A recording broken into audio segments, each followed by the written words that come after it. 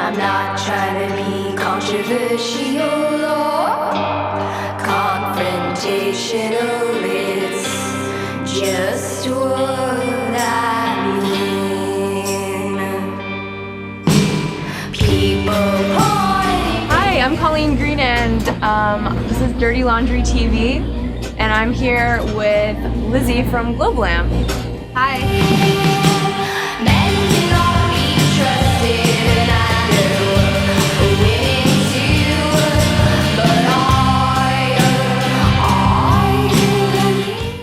Personal drama affect your songwriting? I don't know. I mean, I guess the only good thing out of it is it can like fuel my songwriting instead of like a lot of people will be like, don't talk about this, like just get over it, like da-da-da. And then for me, it's like I can't really do that. I'm like more of someone who feels things, so I usually just take what I feel and put it into like a story or a song, and that's the only way that I can get rid of it, really. It's like once I put it in a song, it's kind of like compartmentalizing my mind in a drawer. Okay, this song's about how I feel here, and then I feel more free.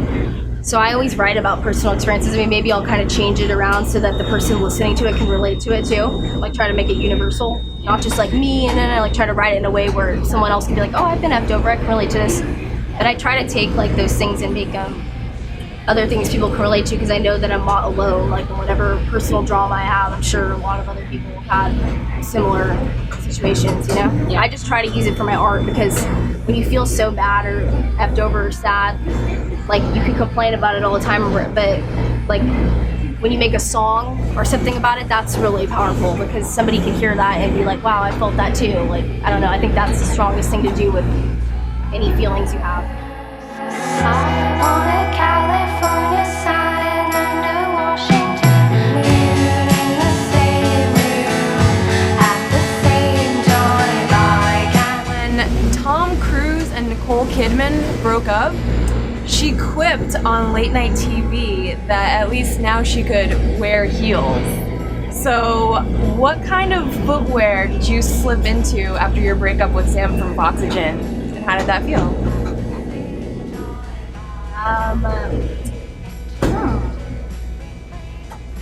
Roller skates. Felt free. I was like, woo, on my roller skates.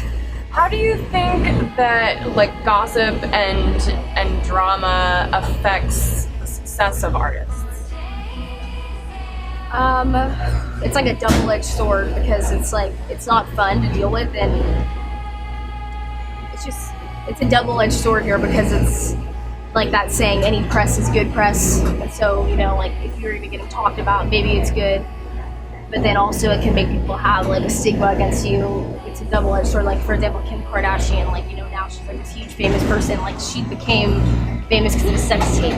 Like sometimes stuff like that happens where somebody gets bad press and then all of a sudden they become something else out of it. Like if you're a good business person, maybe you can do that out of it. It's like a double-edged sword. Like you're getting good, it's good to be getting press. I think if you put yourself out there, you're gonna have to be able to take it either way. I don't know, it's like I've just learned to like get over it, because I've had drama in my press before that I'm not gonna lie, I guess, to not get, like I've never made up anything, but from my press I've had some like, you know, drama stuff, but it's like all it stemmed from was the truth. And I feel like if you're telling the truth, there's really like, it might cause drama, but in the end, like if you're telling the truth, you never have to like worry about if you're getting your story straight. Like every time you tell it, it's gonna be the same because you're telling the truth. So sometimes the truth does cause drama, but I think that in the end, the truth is ultimately what people need to hear, because we live in like a society full of lies. It's easier to just lie, because if you lied, then there would be no drama. I think that a lot of radical artists will probably face drama, because if you're honest, you're gonna have a negative reaction. I mean, our society is built off of like lying, I think, so. The more honest you are, I think the more controversy you get. How do you live with the lies you told? I know your soul will pay its toll. Joel Jerome recently posted a long commentary on the internet about his relationship with someone. It clearly, he was talking about you. A lot of people would say that. Why do you think he omitted your name? You did? Yeah. Oh, I didn't read the post. It was like a huge long post. I saw like a screen. You didn't read it? No. There's some stuff. I have a lot of bad anxiety, and I used to have PTSD. So it's like for me, I get like really overwhelmed, especially when I'm getting attacked online for like days that I like didn't read it because it's like I was already having a lot of anxiety. But I saw like a screen cap of it, and so like I know. But I thought he did mention my name in it. Okay, so why didn't he put my name? Maybe because he. It's hard for me to combat this because I didn't read it. You know, it's like, maybe because he just didn't want to start like open warfare. He knows me kind of intensely, and like he probably just didn't want to like deal with that, like going back and forth, like shooting darts at each other. I don't know. Maybe because we're in a contract together too. We like have our album signed to Wichita together. It's like Wichita leased my album through me and Joel, so it's kind of like we're a team still. You know, it's like we both have ties to my album. Maybe he doesn't want to like. He's trying to not like say my name so that way. I know he has people from Wichita on his friends list. I don't know. Maybe he's trying to just be delicate around the situation while defending himself. Probably trying to just like defend himself without saying any names, but alluding it to me. But like that's fine. The thing that's annoying to me is it's just like when people who don't know me like will message me yelling at me about something when it's like between me and somebody else. Like that's, I get that if you want to defend your friends, I'm like that too, but if you don't know somebody, you should at least ask them before you start like yelling at people. Like not getting, I'm gonna like cussed out by like the ex-drummer of Cherry Blazer and shit, like telling me that I'm like cussing me out. You lost a good friend, fuck you. I was like, what the fuck? And I've like stood up for her a lot before. I'm like, what? Like I don't like that when other girls just attack me and like told me that I was lying or that I'm like this or that, and it's like, that's disheartening to me. It's like, wow, like other women here are just like attacking me and they don't even know me. Like they could message me and be like, hey, what happened? I heard you were bad. Like, and then if I was rude to them, they could be like, fuck you. Yeah. You know, but I don't know. I just think that's a little shitty because I wouldn't do that to somebody. I would like listen. I don't know. I've heard so many shitty stories from everybody now that I always like to hear like both sides of something before I just go rocket launch into like cussing out somebody or like, you know, there's people that like literally there's like a Twitter devoted to just trying to like bring me down, and there's like people that make up shit like that. It's like I just after a while it gets kind of like annoying, you know, like numbing it out. It's like I'm not even big enough to be dealing with this. Why do I have like a Twitter that's weird?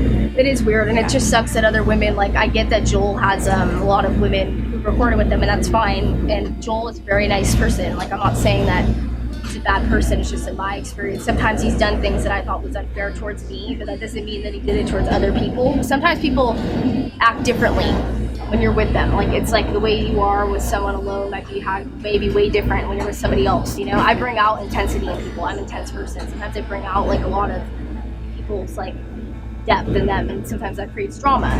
When you get deep with somebody in a friendship or anything, it can get like dramatic. And me and Joel did have a deep friendship recording my album. Yeah, I just was like, I feel like he kind of like, the only thing I just had a problem with is he kind of like, he offered to record my album for free. He knew I had no money. And then like, later on when we got money, was like wanting more of it than me, but it was like, he knew that he wasn't getting, it's like, he's the one that wanted to do it for free. Another thing, I wasn't being like, please record it for free. He like had me take off pre-recorded songs by another person so he could re-record them. He wanted to be the only one who recorded the Orange Glow. He's like, no, your other friends' recordings can't be on the album. So it was like he wanted to have control of it. But then he took like way more money than me, and I need to pay like the people that make the music videos, the photographers, like tour fees. Like Joel deserves to get paid, you know, definitely. But like I just didn't like, I feel like he was like he's gotten effed over in the past by other bands because a lot of bands he helped record and he got no credit for, like Cherry Blazer, their album that got really big. He played a lot of things on it. He barely got any credit. They made a lot of money off it. Joel kind of got left in the dust, so he's a little bit paranoid about, he doesn't want that to happen to him again. I understand that because he's had a lot of bands that got big and didn't like have him written in a contract. I was like the first album he put out. So for me, he really wanted to make sure like he didn't get screwed over, but I would have never screwed over Joel. So it kind of bummed me out because it's like, I'm not the person that, I think he has hang-ups from other people, other bands that ripped him off, but I would never rip off Joel. If I ever made money, I would have given him more. Like I respect everything he did for me, like as a recording engineer. Are you guys still working together?